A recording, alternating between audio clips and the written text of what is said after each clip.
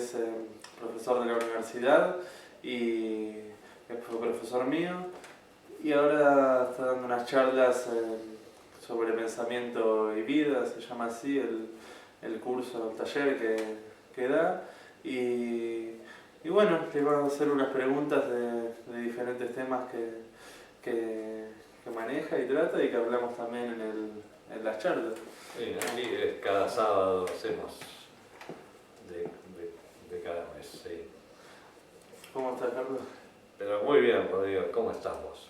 Bien, Bueno. bien, contento de poder usar este espacio para contarte unas cosas. Bueno, pero lo primero que quería preguntar es acerca del taller en sí, de estas charlas y bueno, que me cuentes más o menos un poco de qué se trata y si es una continuación de lo que se enseña en la facultad, de lo que vimos en el ámbito académico, o se va por otro lado. Sí, sí, yo creo que la base es la misma y se amplía porque va por otros carriles que son, digamos, podemos decir, infinitos. De lo que hablamos en la facultad, como vos bien sabés, ya como dijiste como exalumno, es sobre macroeconomía internacional, y yo lo ligo, digamos, a la economía y a la macroeconomía con el ser humano. O sea que me alejo un poco de lo técnico para acercarme al humano. Es decir, hoy parecería que la economía es central, que tiene su propia dinámica y que el ser humano es alguien que corre alrededor de ella, de la economía. Y sostengo, no soy el único, no invento nada, de que hay que recuperar el ser humano. La economía ha sido un instrumento creado por el ser humano para su servicio y nos da la impresión, sin temor a equivocarnos, de que es el ser humano el que está al servicio de la economía. Por ende, digamos, la economía de alguna manera se humaniza y el ser humano se convierte en un ente económico, en una cosa al servicio de eso que ha adquirido vida humana y que se llama economía.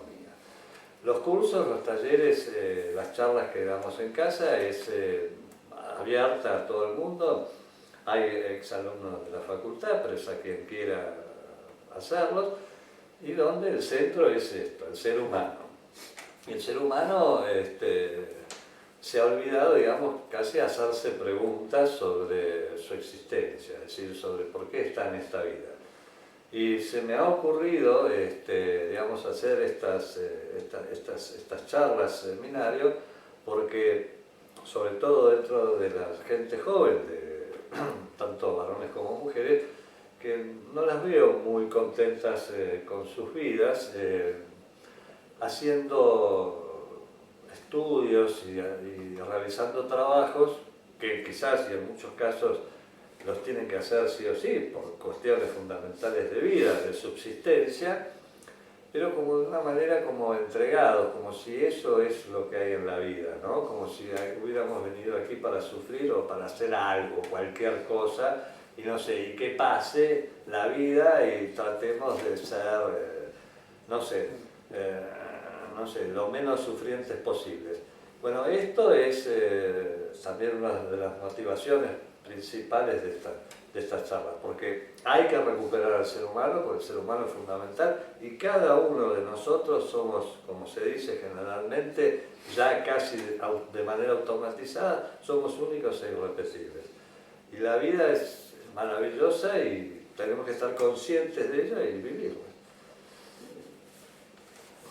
Hay un tema que vos hablás, se escucha hablar, que es sobre el utilitarismo.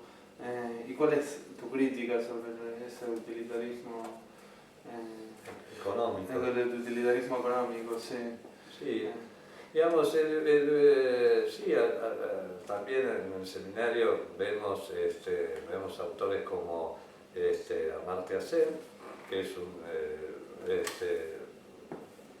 economista vivo, que da clases en Harvard, es un señor mayor, digamos, de origen indio, premio Nobel de Economía, vive en Estados Unidos, pero que además de ser economista es filósofo. Es decir, generalmente eso es otro de los temas. Tanto como Adam Smith también era filósofo, que siempre se dice que Adam Smith era economista. Es decir, hay como una atracción a destacar lo económico y no lo humano, filosófico, de estos autores. Entonces, se lleva todo un sentido utilitario. El utilitarismo es, la crítica es que el utilitarismo es una cuestión de resultados, tiene que existir algo, tiene que servir para algo.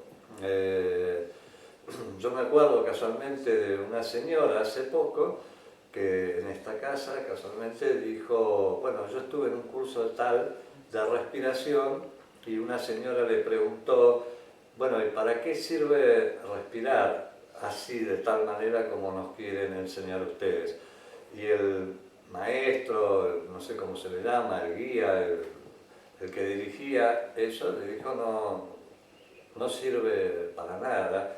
Y entonces esta señora que me lo contaba se sentía asombrada de la respuesta de ese muchacho, al cual consideraba que había dado esa respuesta porque era un muchacho que no sabía bien qué es lo que estaba haciendo.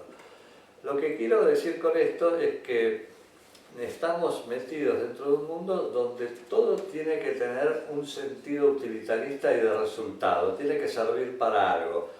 Es como si yo te dijera, ¿vos tenés hermanas? Sí. ¿Y sí. te sirven para algo? No sé, ¿me entendés? Es decir, me ayudan a hacer cosas, pero como servirme... no sirve, pero no te sirve. A mí. ¿Y vos tenés novia? Sí. ¿Y te sirve para algo?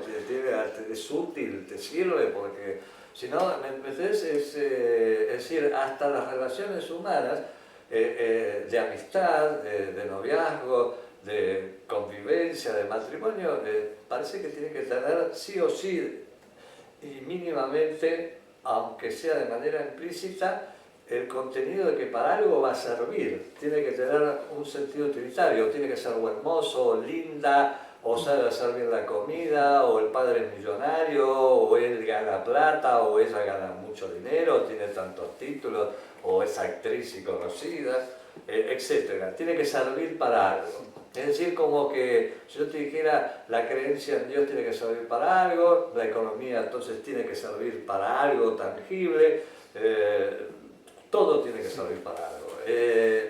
Y la crítica que hace Amartya Sen es que sí tiene que existir una economía utilitarista, no hay ninguna duda.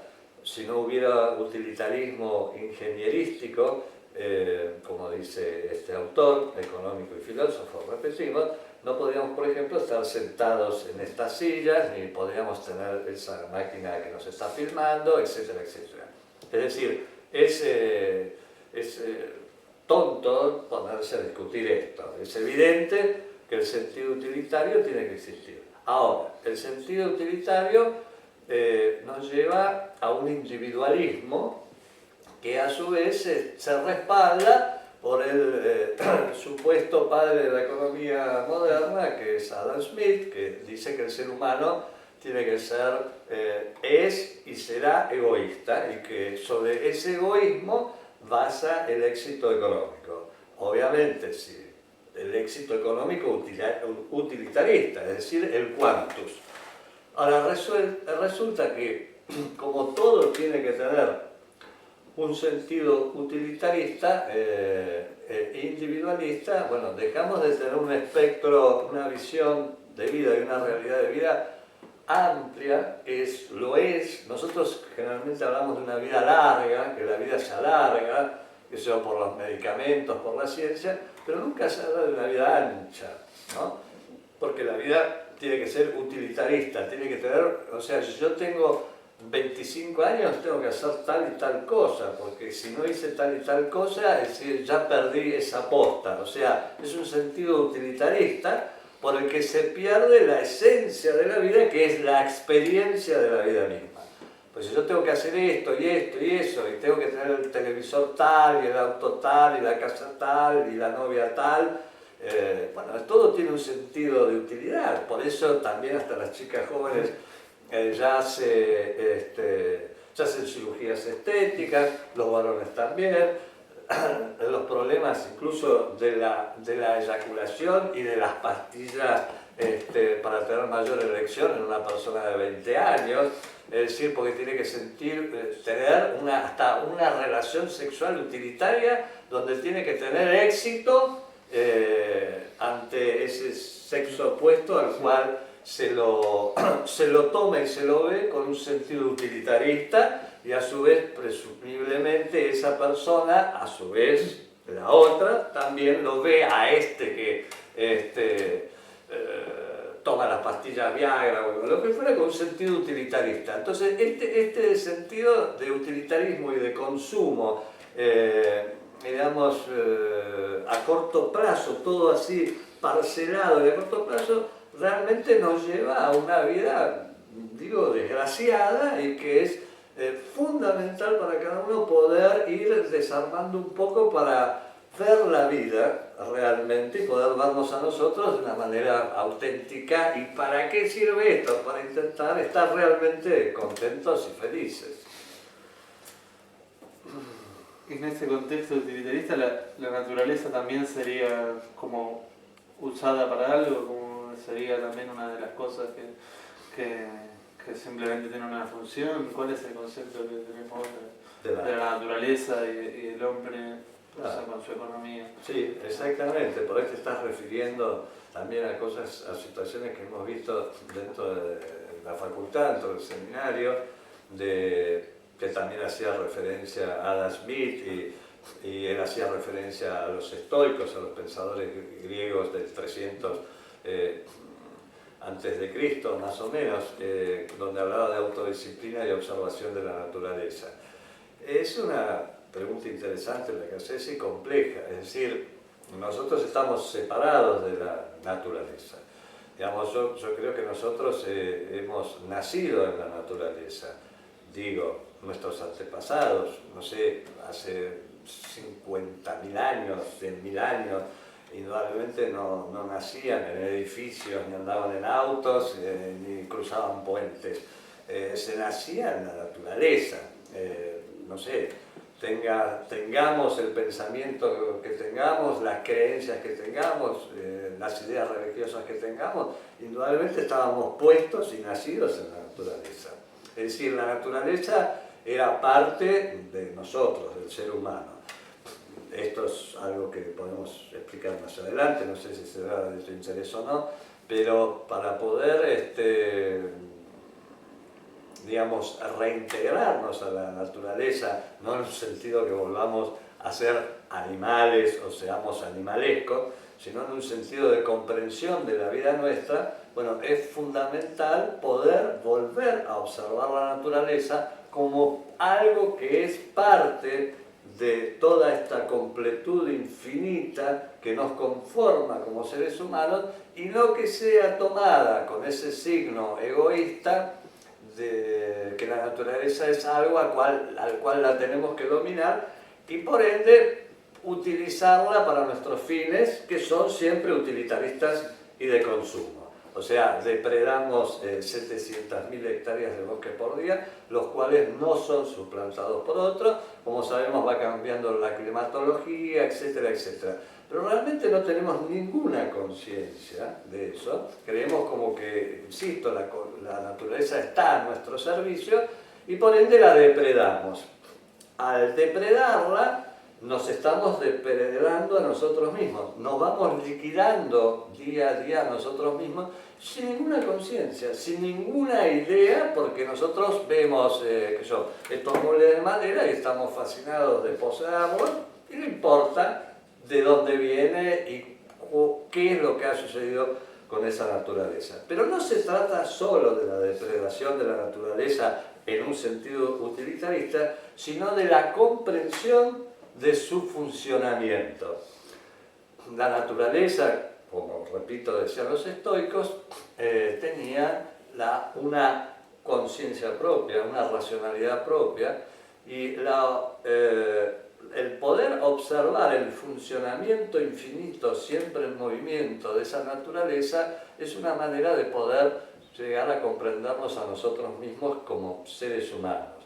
Es decir, dentro de una autodisciplina y de comprensión y de poder abrir, como te digo, ampliar nuestros sentidos, volver a nuestros sentidos originarios del olfato, del oído, etc., que han sido obstruidos. Tenemos supuestamente los 5 sentidos, pero utilizamos muy poco. Como vos verás, que yo a veces pongo en el blog, es decir, es fundamental recuperar los sonidos de la vida, porque no escuchamos los sonidos, escuchamos infinitas voces, pero no los sonidos de la vida. Y dentro de los sonidos de la vida también están los sonidos de la naturaleza.